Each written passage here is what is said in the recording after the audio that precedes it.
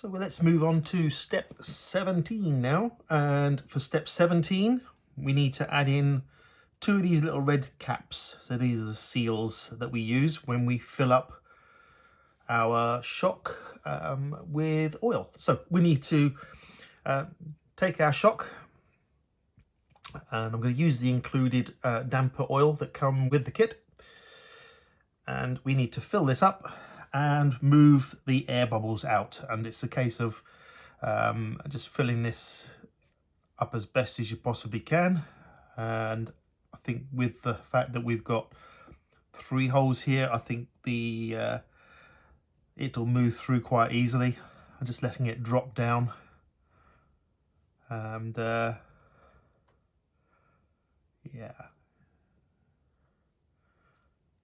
there we are.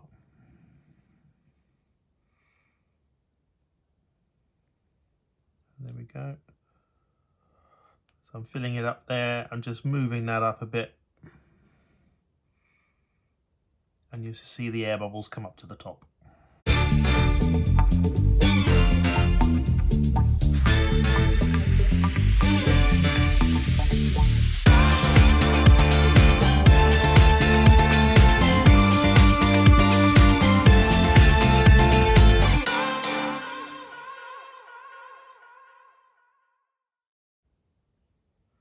And what I'm going to use is this little device here, my stand, just to hold one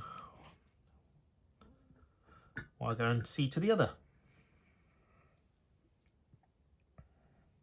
Get ready, get ready, get ready, get ready.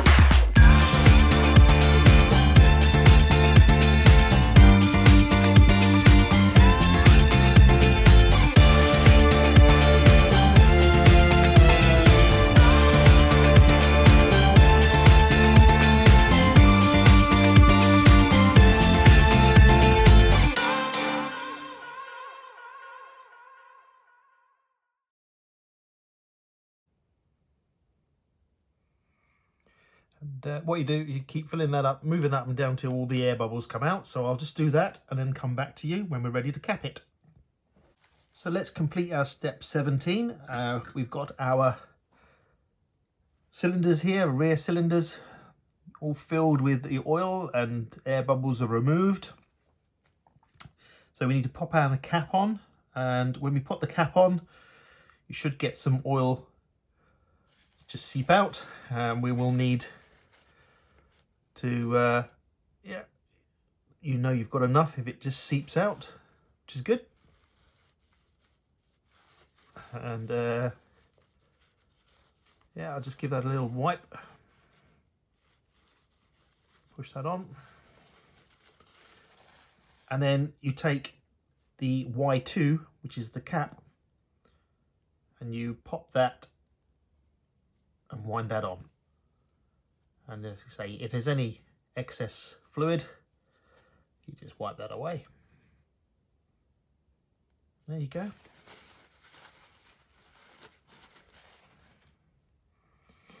And we'll do the same again. So put that in there.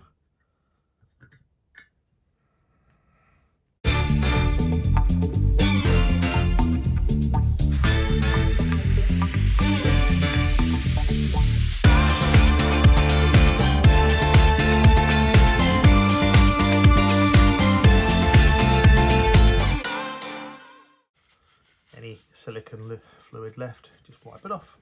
So you should have a nice shock. Look at the other one. Yep. So now we've done our shock oil. While I've got the components, okay, pop our cap on there, come back to that when we do the fronts. So we've got step 18 is next.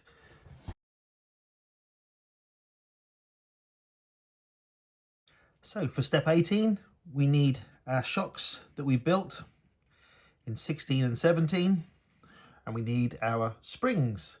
Just offer them up to make sure you got the right one, which you have. You can't get them wrong because the rear shocks are slightly bigger than the front ones, so you can't get them wrong. So very easy step, this one. It's a case of now Taking our shock that we made,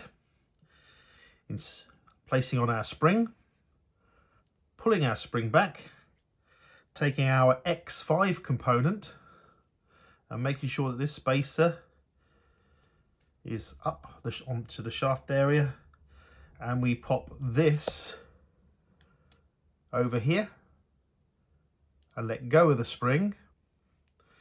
Okay, so I'll show you that again. Making sure we move the X10, sorry, the X11 part. Take our X5 over the top of the body, let go of the spring.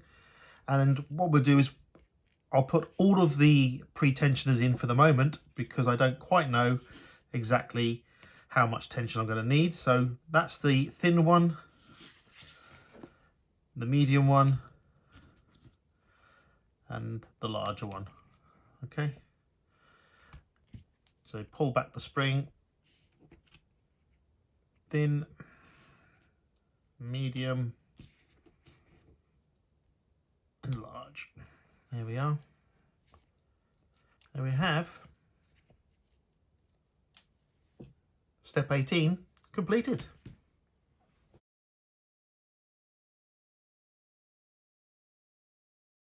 So let's move on to step 19. We're getting there nicely now. So need some more hardware. BB3s, we need 4 of those. They're the 3x25mm machine screws. The BA9s, the flange nuts, we need 4 of those. And BB12, 4 damper collar. Oh, wow, guys, I mean, just, I don't know if the camera's going to get this out. Let's see if I can bring this closer, but just look at the, just look at those. That is, now that is quality. Well, 4 of those damper collars. We also need from the D components, which is the ones with the blue, we need these D3s, and we need our dampers that we made for the rear of the car and the rear gearbox. And it's a case of putting this all together. So let me just orientate this the right way, like this with the motor here. One of my dampers, I'll put them over here, and let's see, hopefully I'm still in shot. But we're going to put the bottom of the damper using the little D3 spacer. So let's see if we can do this on camera. So I'm going to get one of my screws through, take one of the collars,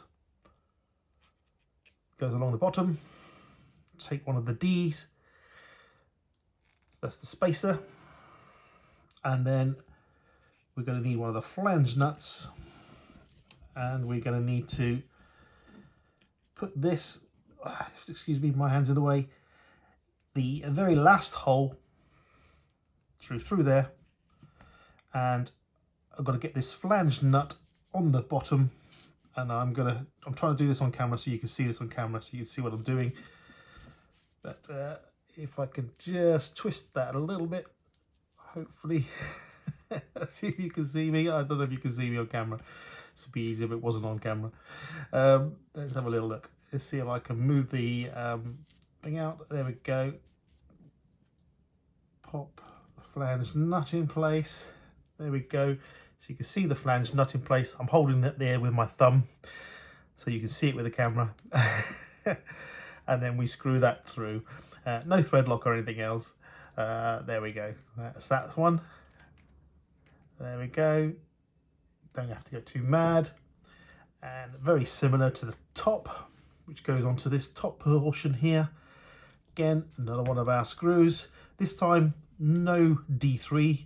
So it's screw, collar,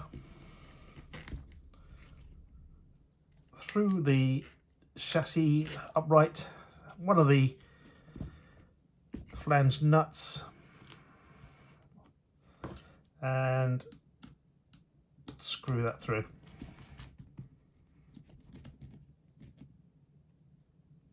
There we go. That's nice and easy. I should do the other one. And putting the second of the shocks in. See if we can get this in here. So I'm going to turn this upside down to help me hold that in place. There we go.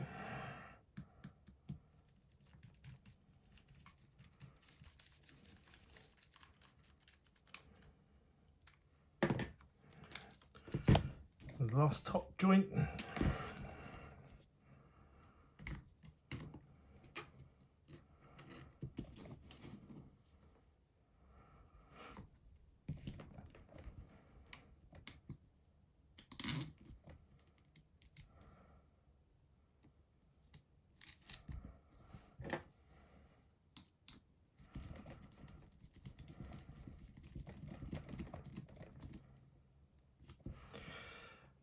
And there we are, step 19, all completed, done.